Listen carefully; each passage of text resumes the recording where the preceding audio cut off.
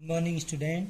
आज हम आपको नया चैप्टर जिसका नाम है pair of linear equation in two variable, दो चर वाले रेखिक समीकरण के बारे में जानकारी देंगे।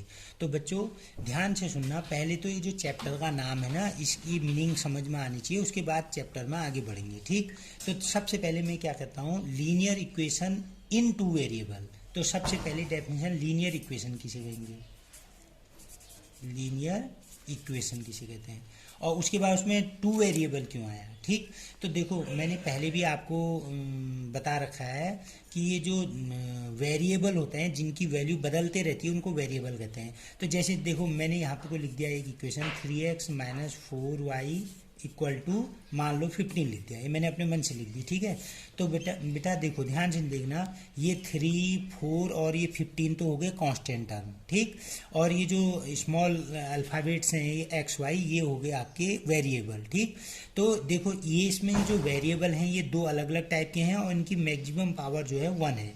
तो इसलिए इसको लीनियर वेरिएबल कहते हैं, लीनियर इक्वेशन कहते हैं। लीनियर इक्वेशन क्यों कहते हैं, because the power of variable is 1। Okay, और यहाँ पर को वेरिएबल दो हैं इसलिए टू वेरिएबल कह रखा है। अगर मान लो मैं ऐसा लिख देता, एग्जाम्पल बता रहा हूँ, मान लो यहाँ पर को ये लिख देता 6x minus 4 equal to 3 suppose ये, तो ये भी लीनियर इक्वेशन है। ठीक है, देखो ये 3x माइनस 4 इक्वल टू 3, इसमें भी वेरिएबल की पावर 1 ही है, लेकिन ये इसमें वेरिएबल एक ही है, तो इसको हम pair of linear equation in two variable नहीं कहेंगे।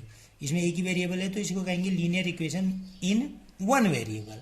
तो हमने ये वन वेरिएबल वाला 6th 7th 8th स्टैंडर्ड में सीख रखा है, इसलिए इस पर नहीं जाएंगे हम, हमें 10th क्लास में ये वाला पढ़ना है। तो अब पार्ट्स समझ में आ गए, चैप्टर का नाम ऐसा क्यों है। तो देखो अब ध्यान से सुनना, इसमें हम क्या क्या चीज़ करेंगे। सबसे पहले लीनियर इक्वेशन की डेफिनेशन मैं बता दिया, उसके बाद अगला टॉपिक आता है solution of linear equation, solution of linear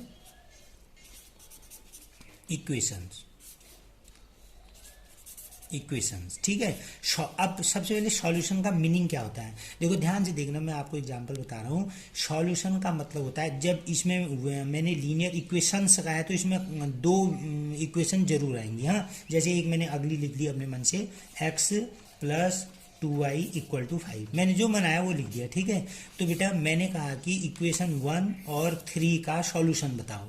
तो ये सॉल्यूशन की मीनिंग क्या होती है, सॉल्यूशन की मीनिंग होती है x और y जो ये वेरिएबल है उनकी ऐसी वैल्यू जो इक्वेशन 1 और इक्वेशन 3 दोनों को सेटिस्फाई करे। मतलब यहाँ पर को भी x y की वैल्यू रख लो, ये रिलेशन सेटिस्फाई हो जाना चाहिए, ये equation left equal to right hand side आ जानी चाहिए, और वही वैल्यू यहाँ भी रखने पर अगर ये left hand side equal to right hand side हो जाएगी तो ये समझ लो कि वो जो वैल्यू रख रहे हैं वो इसका सॉल्यूशन है।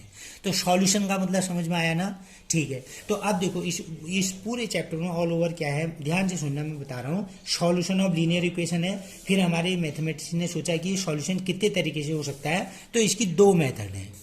ठीक है, ये सॉल्यूशन ऑफ लीनियर इक्वेशन, ये मैं शॉर्टकट लिख देता हूँ, solution of linear equations.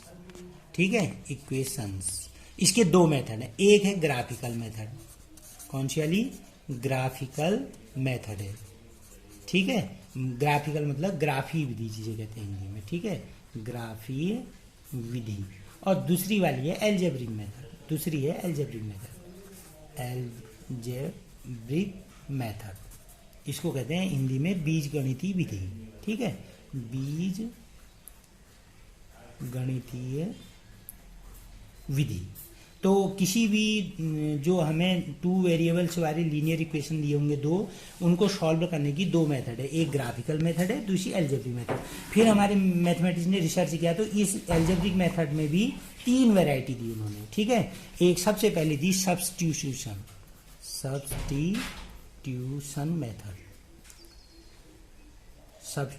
Substitution method. ठीक है, इसको हिंदी में कहते हैं प्रतिस्थापन विधि। कर लोगे, मैं बोल रहा हूँ प्रतिस्थापन विधि, प्रतिस्थापन विधि। ठीक है, दूसरी वाली थी एलिमिनेशन मेथड, एलिमिनेशन या कैंसिलेशन, एलिमिनेशन मेथड, इसको विलोपन विधि कहते हैं हिंदी में। ठीक है, ये विलोपन विधि, मैं शॉर्ट लिख दे रहा हूँ, विलोपन विधि। और लास्ट वाली है क्रॉस मल्टीप्लिकेशन विधि, क्रॉस मल्टीप्लिकेशन, आप समझ रहे होगे मेथड, इसको कहते हैं वज्र गुणा विधि, वज्र गुणा विधि। बस इतना पूरे चैप्टर में इतना ही है।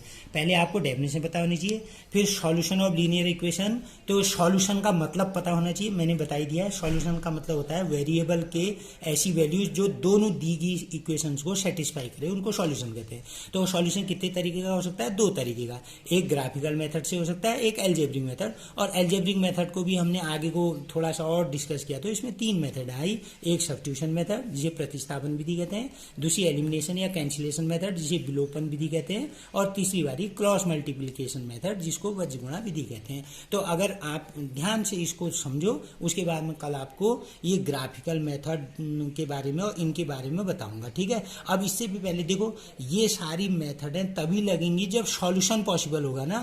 सॉल्यूशन, इन दोनों का सॉल्यूशन पॉसिबल है तब तो इन विधियों को, इन मेथडों का यूज करेंगे। अब सॉल्यूशन ही नहीं है किसी का, तो फिर हम ये मेथड तो बेकार हो गई। तो सबसे पहले ये जानना चाहेंगे कि सॉल्यूशन कब पॉसिबल होता है और कब नहीं। तो वो मैं नेक्स्ट वो पीरियड में या नेक्स्ट उसमें बनाऊंगा, ठीक है। Okay, thank you.